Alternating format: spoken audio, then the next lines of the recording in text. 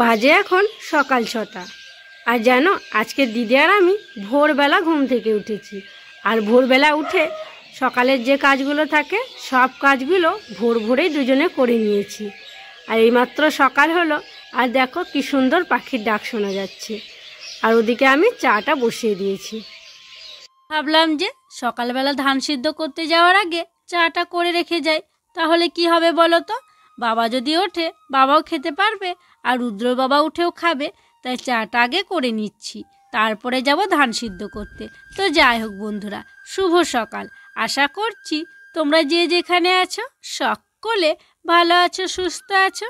বীরভূম জেলার ছোট্ট একটি গ্রাম থেকে আমি দৈবকী তোমাদের সকলকে জানাই আমার ব্লগ চ্যানেলে অনেক অনেক স্বাগত আর আমার অনেক অনেক ভালোবাসা। তো দেখো চা করলাম, চা করে চা খেয়ে দিদি আর আমি চলে এলাম ধান সিদ্ধ করার জন্য। আর আজকে যেখানে ধান সিদ্ধ করছি সেটা ঠিক আমাদের বাড়ির পিছনে। ওই যে সামনের বাড়িগুলো দেখছো কাকাদের বাড়িতে কিন্তু দেখা যাচ্ছে। তো যাই হোক, দিদি তো ওদিকে ধানগুলো ছাকছে আর আমি উনুন ধরাবো বলে বসে পড়লাম। আর সেই যে ধান ঝরানো হয়েছিল তাতে যে খড়গুলো বের হয়েছিল ওই খড়গুলো দিয়েই জাল দেওয়া হবে। তো কড়াইয়ে দিদি ধানগুলো দিচ্ছে আর আমি দেখো খড়টা এখন জ্বালিয়ে দিচ্ছি। দিদি তো এক কড়াই ধান ছেঁকে দেখো বসিয়ে দিল। তারপরে দিদি বাড়ি চলে গেল, কারণ দিদি ভাগ্নিকে নিয়ে স্কুলে যাবে। তো দিদিকে বললাম রুদ্র বাবাকে বলো যে ও আসবে। দিদি গেল, এবার রুদ্র বাবা আসবে। রুদ্রর বাবা আর আমি দুজনে মিলে ধানগুলো সব সিদ্ধ করে নেব।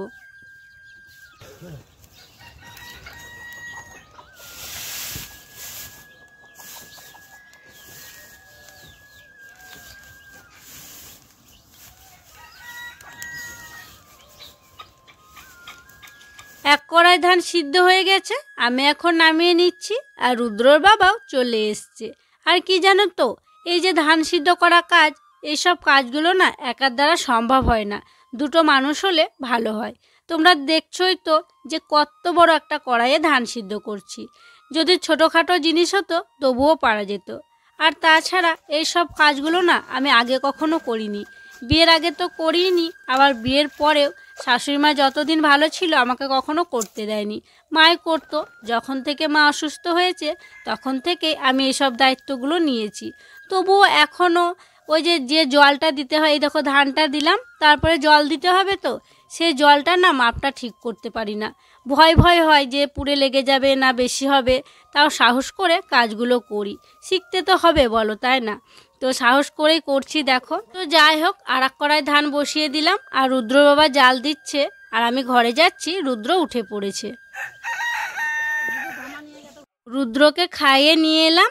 আর দেখো যে ধানগুলো সিদ্ধ হয়েছিল সেগুলো এখন পাতনার মধ্যে দিয়ে দিচ্ছি। সব ধান পাতনার মধ্যে দিয়ে দেব। তবে সব তো এখন সিদ্ধ হয়নি, 2 কড়াই ধান সিদ্ধ হয়েছে, এখনও কিন্তু আর এক কড়াই হবে। আর তোমরা দেখছো যে চাল করতে গেলে কত কষ্ট করতে হয়, কত খাটনি খাটতে হয়। তো আজকে আবার ভেজাচ্ছি। তো আজকে সারা দিন রাত ভিজবে, আবার কালকে সকালবেলায় এই ধানগুলো সিদ্ধ করতে হবে। মুড়ির চাল করতে গেলে একটু বেশি খাটনি, ভাতের চালে কিন্তু অতটা খাটনি নেই। মানে ভাতের চাল একবারই ভেজাতে হয়, মুড়ির চাল 2বার ভেজাতে হয়। তো রুদ্রর বাবাই দেখো এখনও জাল দিচ্ছে। তবে যে কড়াইটা এখন বসেছে সেটাই কিন্তু শেষ, আর নেই। তো দেখো আমাদের সব ধান সিদ্ধ করা হয়ে গেল। আর ধানে কিন্তু জলও দিয়ে দিয়েছি। আর সেদিন 1 পাতনা হয়েছিল, আজকে বাড়লো আবার, জল পেয়েছে বেড়েছে। দেখো হাঁড়িতে 1 হাঁড়ি হলো আর পাতনার 1 হাঁড়ি, পাতনার 1 পাতনা। তো যাই হোক চলো এবারে ভালো করে ঢাকা দিতে হবে, নইলে এই দিদাদের অনেক ছাগল আছে, অনেক হাঁস আছে, আমার অর্ধেক ধানগুলোই খেয়ে নেবে। প্রথমে এটা দিলাম, তারপরে ওই জালিটা ঢাকা দিয়ে দেবো, তাহলে আর খেতে পারবে না। এবারে হচ্ছে এই উনুনটাকে ভালো করে লেপে দেবো, কারণ কালকে তো আবার ধান সিদ্ধ করতে হবে। সেই জন্য 4-5টা গোবর দিয়ে ভালো করে লেপে দেবো। তাহলে আমার এখানকার কাজ এখন আপাতত শেষ। কালকে আবার এই ধানগুলোকে সিদ্ধ করব, তারপরে কালকে হচ্ছে মেলা হবে।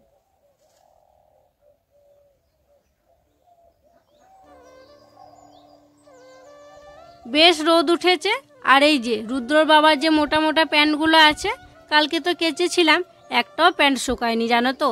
তাই ভাবলাম সকালবেলাতেই রোদে দিয়ে দিই, তাহলে সারাদিন রোদ পাবে, শুকিয়ে যাবে। আর রুদ্র বাবা তো বাড়িতে নেই, ও ওই যে ধানে জাল দিয়ে বাড়ি এসেছিল, তারপরে মাঠে চলে গেছে। প্যান্টগুলো মেলে দেওয়ার পর দেখো বাটিটা নিয়ে চলে এলাম উনুনে ছাই তোলার জন্য। সকালে সব কাজই হয়েছিল, বাসি কাজ বলতে শুধু এই উনুনের ছাইটাই তুলতে ছিল। তো ছাইটা তুলে নিলাম, এবারে ঝাড় দিয়ে নিচ্ছি, তারপর উনুনটাই শুধু লেপে নেব, গোটাটা লেপবো না আজকে আর। তো ঘুঁটেগুলো এখানে রাখা আছে, মানে যে ঝুড়িটায় রাখা ছিল সেই ঝুড়িটা তো ধান ছাকার জন্য নিয়ে যাওয়া হয়েছিল, তাই এখানে ঢেলে রেখেছে। তো থাক, একটু পরে তো জাল দিতে হবে, তো সেই জন্য আর ভরলাম না। ভাবলাম স্নান করতে যাওয়ার আগে কড়াইটা মেজে দিই। আর তোমরা তো দেখোই যে লালি এই কড়াইটাতে খাবার খায়, অনেকটাই বেলা হয়ে গেছে, তবে ওকে না খাইয়ে রাখা হয়নি। ও যে গলানো খড়গুলো ছিল ওগুলোই ওর মুখের কাছে দেয়া হয়েছিল, ওগুলোই ও সকাল থেকে খাচ্ছিল। তবে বড় খড় খেতে তো অসুবিধা হবে, তাই কড়াইটাকে মেজে দিচ্ছি। আর অনেক কালি হয়েছে, তাই ভাবলাম স্নান করার আগে আর কি মাজা ভালো, কালি লেগে থাকলে স্নান করলে আর কি সাবান মাখলেই উঠে যাবে। তো তোমরা দেখছো কালি ভালো ওঠেনি, তবে এই রকমই থাকে জানো তো, একটু একটু কালি লেগেই থাকে। তো যাই হোক, কড়াইটা তো মাজা হয়ে গেছে। তারপরে দেখো লালির কাছে নিয়ে চলে এলাম, আর বস্তাতে খড় কাটা ছিল, খড়ও লালিকে দিয়ে দিলাম।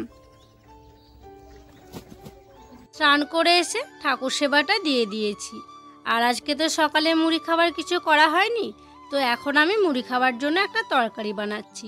ওই হাতের কাছে যা পেলাম, আলু পেঁপে পেঁয়াজ দিয়ে একটা তরকারি করছি, ওটা দিয়েই মুড়ি খেয়ে নেব। তো দেখো তেল দিলাম, তারপরে ফোড়নে 5 ফোড়ন শুকনো লঙ্কা দিয়ে ওই আলু পেঁপে পেঁয়াজ দিয়ে দিলাম, তারপরে হলুদ লবণ দিয়ে নাড়াচাড়া করে জল দিয়ে ঢাকনা দিয়ে দিলাম। তরকারিটা বসিয়ে দিয়ে আমি গেছিলাম দোকানে গেলাম, ভাবলাম যে 1 কিলো মুড়ি নিয়ে আসবো, বাড়িতে মুড়ি নেই সেই জন্য। তবে কি হয়েছে জানো, দোকানে গিয়ে দেখছি দোকানে বেশি মুড়ি নেই, ওই 300 গ্রাম মতো মুড়ি ছিল।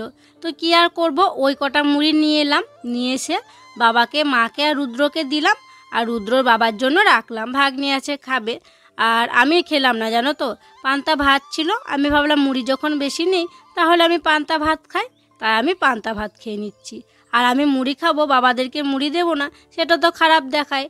আর রুদ্র বাবার জন্য মুড়ি রাখবো না, সেটাও খারাপ দেখায়। তবে ও যদি এসে নিজের ইচ্ছায় বলে যে ভাত খেত, তাহলে একটা আলাদা ব্যাপার ছিল, আবার আমি নিজে থেকে দিলে না কেমন খারাপ দেখায়। তো সেই জন্য পান্তা ভাতটা আমি খেলাম।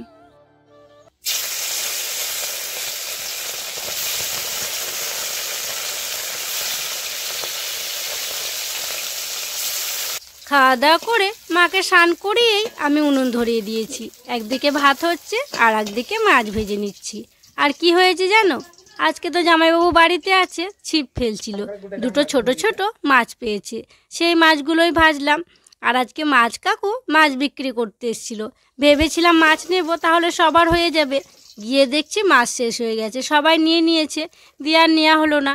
তো কি আর করব, এই মাছ কটা দিয়েই তরকারি করব। আর দেখো তোমরা, মাছ বেশি হোক বা কম হোক, তরকারিতে যদি একটু মাছ পড়ে না, তার স্বাদ গন্ধ কিন্তু আলাদাই লাগে, খেতে বেশ ভালো লাগে, তাই না বলো?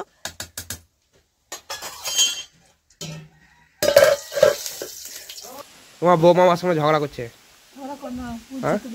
কি বলছে তুমিও সব বৌমার সাথ? হ্যাঁ, কি বলতে বলছে? হ্যাঁ, ওই দেখো বাড়ির সবাই একদিকে, ঝাঁটা পড়ে গেল, সবাই একদিকে, বাড়ি সবাই একদিকে আর আমি একা একদিকে। হ্যাঁ, কবে থেকে বলছে শাক ফেলবো, ওকে বলছি বিকেল বেলা 3:30টার সময় যাবো, ও বলছে 3:30টার সময় যাবো না, আরে বাবা 4টার সময় যাবো, কি আছে তা?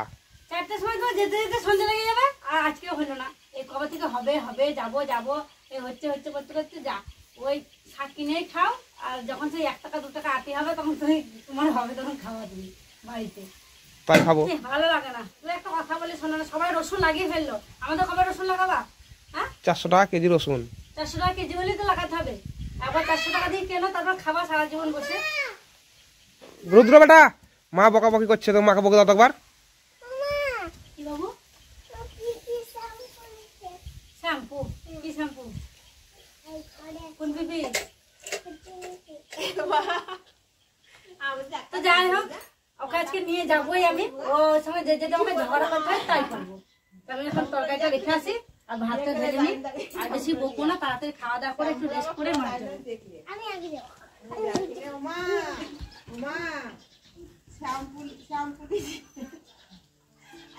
রান্না বান্না সেরে হাঁড়ি কড়াই মেজে নিয়েছি। তারপরে দেখো রুদ্রকে ভাত খাইয়ে দিচ্ছি। কাকাদের ধান বিক্রি করতে যাবে, সেই জন্য টোটো এসে এখানে দাঁড়িয়ে আছে। তাই রুদ্র বলছে মামি টোটোয় বসে ভাত খাবো। তাই দেখো ছেলের মন ভোলাতে এই টোটোতে বসিয়ে ওকে ভাত খাওয়াতে হচ্ছে। ও টোটোটা নিয়ে খেলা করছে আর আমি ওকে খাইয়ে দিচ্ছি। আর ওদিকে ভেতরে বাবাকে, মাকে, ভাগ্নিকেও খেতে দিয়ে দিয়েছি। তো একবার গিয়ে দেখতে হবে কেউ কিছু নেবে নাকি। সবাই খাওয়া দাওয়া করে নিলাম, তারপরে বাসনগুলোকে নিয়ে পুকুর ঘাটে চলে এলাম। এখন বাসনগুলো মেজে ধুয়ে নেব। আর দিদি যেখানে খাওয়া দাওয়া করলাম সেই জায়গাটা মুছে দিচ্ছে। আর হাঁসগুলো দেখো কি সুন্দর এক ঝাঁক হাঁস এই ঘাটে এসছে, দেখতেও বেশ ভালো লাগছে। আর কি হয়েছে জানো, রুদ্র তো তোমরা দেখতে যে আগে একটা ছোট্ট মতো প্লেন থালাতে ভাত খেত, ওই থালাটা না কয়েকদিন থেকে খুঁজে পাচ্ছি না জানো। বাড়িতে অনেক জায়গা দেখলাম, পেলাম না। আবার পুকুরটাতে এই নিচের সিঁড়িটা পর্যন্ত আমি দেখেছি, তবে আরও তলের দিকটা দেখা হয়নি। রুদ্রবাবুকে বলছিলাম একটু স্নান করার সময় দেখে দেবে থালাটা, মানে রুদ্র ওই থালা ছাড়া খেতেই চায় না। আজকে অন্য থালায় ভাত খাওয়াচ্ছিলাম, ও আমাকে জিজ্ঞাসা করছিল মা আমার থালাটা কই। ওই থালাটা না খুঁজেই পাচ্ছি না। আবার যারা আমাদের ঘাটে নামে তাদেরকেও জিজ্ঞাসা করেছি যদি পেয়েছে, তো ওরা বলেছে না পায়নি, পেলে তো দিয়ে দিতাম আর কি। কেউই পায়নি, আবার পুকুরেও পড়ে নেই। কী যে হলো ছেলের থালাটা সেটাই ভাবছি।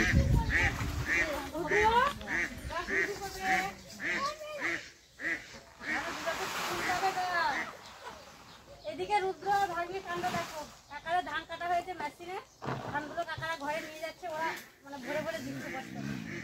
এটা মজুরি কি? চাউমিন চাউমিন চাউমিন খাওয়াবে রে বাবু, চাউমিন খাওয়াবে রুদ্র। তার অনুষ্ঠানে চাউমিন খাওয়ার জন্য কাজ করছে রুদ্র। আজকে হবে নাকি সন্ধ্যাবেলায়? আজকে সন্ধ্যাবেলায় চাউমিন হবে, চাউমিন খাওয়াবে, কাজ করে নিচ্ছে। দেখো মজুরি হচ্ছে চাউমিন। দুটোর কাণ্ড দেখো, কাজ করে করে হাঁপিয়ে গেছে, দিয়ে এখন আরাম করছে বসে বসে। মানে যে গামলাগুলোতে ধান ভরছিল সেই গামলাগুলোতে ভাই বোনে বসে আছে, দিয়ে আরাম করছে। বলছে উফ হাঁপিয়ে গেলাম, তাই বলছে দিয়ে বসলো। এখন শুনে আছো? ঘুমাবা না? হ্যাঁ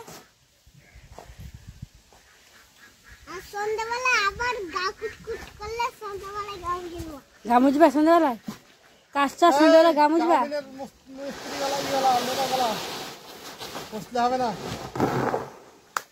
খাওয়া দাওয়া করে বরের সাথে ঝগড়া করে দেখো মাঠে চলে এলাম। যাইনি এখনো, যাচ্ছি আমরা সবাই মিলে। সবাই বলতে রুদ্রের বাবা এসছে আর আমি কোদাল নিয়েছি, আর ওই যে জায়গা করবে শাক লাগানো, সেই জন্য ওইটা নিয়েছে আঁকড়াটা, ওইটা দিয়ে আর কি মাটিগুলো সমান করবে। তো চলো যাই। না ঝগড়া করলে আসতো না জানো তো, ওকে মানে কতদিন থেকে বলছি, কোনো নামই নিচ্ছে না আসার। মানে শাকও অত পছন্দ করে না বলে বোধহয় নাম নিচ্ছে না, আর আমাদের মনটা শুধু শাক শাক করে। তো যাই হোক চলো। ও মা সবার রসুন লাগা হয়ে গেছে গো, আমরাই শুধু বাকি আছি গো। আমাদের কবে লাগাবো গো? কাল পরশুতে আমাদের লাগিয়ে দেবো। চলে এসছি আমাদের জমি, আর এসে এসেই রুদ্রর বাবা একদম কাজ শুরু করে দিয়েছে। রুদ্র বাবা ওটা রেখে দাও, রেখে দাও, লেগে যাবে, ওটা বাবা নেবে, রেখে দাও। তো চলো আমি এবার কাজে লেগে পড়ি। দুজনে না করলে না হবে না একা একা। মানে এই যে গোটা লাইনটা আর কি, ধারের লাইনটা ওইরকম করতে হবে শাক ফেলানোর জন্য। শাক আর রসুন লাগাবো ভাবছি এই লাইনটায়। দুই কর্তা গিন্নিতে লেগে পড়লাম মাঠের কাজে। তবে অন্যান্য বছর তোমরা দেখো বাবাও আসে, তো এবছর বাবার শরীরটা ভালো নেই, তো সেই জন্য আমরাই আসতে বারণ করলাম, বাবা আসতে চাইছিল। আর এই যে জমিটা দেখছো, জমিটা তো আগে ট্রাক্টরে করে চাষ দেয়া হয়েছে, আর আমরা এখন লম্বা করে একটা সার টানছি, মানে বাদ দিচ্ছি। এখানে ভাবছি 3 রকমের জিনিস লাগাবো। এক সাইডে রসুন থাকবে আর 2 রকমের শাক ফেলবো, পালং শাক আর পনকার শাক। দেখো অনেকটাই কাজ করলাম, গরম লেগে গেছে, তাই চাদরটা খুলে রেখে দিলাম। তো কাজ করলে তো গরম লাগেই, তাই না বলো? যে কোনো কাজ করলেই গরম লাগে। তো যাই হোক চলো এখন এক এক করে গোটা লাইনটা সার করে ফেলি।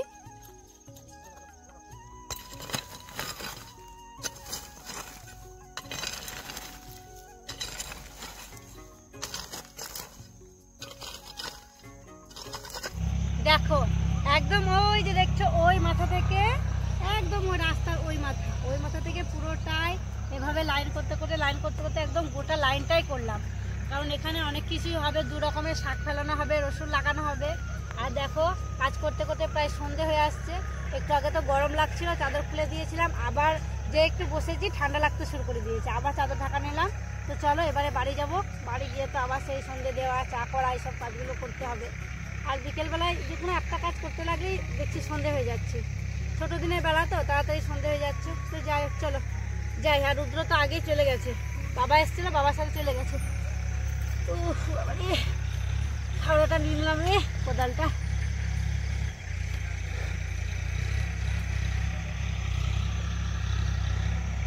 মাঠ থেকে এলাম, এসে কি হয়েছে জানো? কালকে তো ধান সিদ্ধ করতে হবে ভোরবেলা, সকালে আজকে ধান সিদ্ধ করেছিলাম, সেই আর কি ছাই তোলাই হয়নি। মানে রুদ্র বাবাকে বলেছিলাম যে স্নান করার সময় ছাইগুলো তুলে দিও, ওর খেয়াল নেই, তোলেনি। আবার মাঠ থেকে এলাম, এসে দুজনে গেলাম, গিয়ে হচ্ছে ছাইগুলো তুললাম। ছাই তুলে আবার খড় রেখে এলাম, যেগুলো আর কি কালকে সকালে জাল দেবো সেগুলো রেখে এসে এখন ঘরে এসে দেখছি বাবার এক বন্ধু এসেছিলো, বন্ধু এসে এরকম মাছ দিয়ে গেছে। বড় বড় আমেরিকার মাছ দুটো দিয়েছে, আর ছোট ছোট দুটো ছিল। তো দিদি মাছগুলোকে এখন বাছছে। আর সন্ধে দেওয়া হয়ে গেছে, চা করাও হয়ে গেছে, সব কিছুই হয়ে গেছে। মানে সন্ধে পেরিয়ে গেল আমাদের ছাই তুলতে তুলতে, খড় রাখতে রাখতে। তো মাছগুলো আমি বলছি রুদ্র বাবাকে যে কালকে রান্না করব।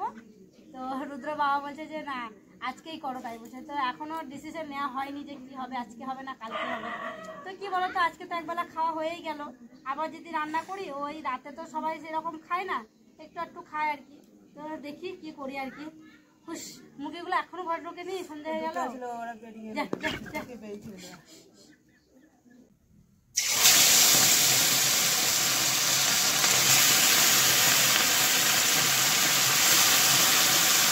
মাছগুলো দিদি কেটে বেছে ভালো করে ধুয়ে দিল।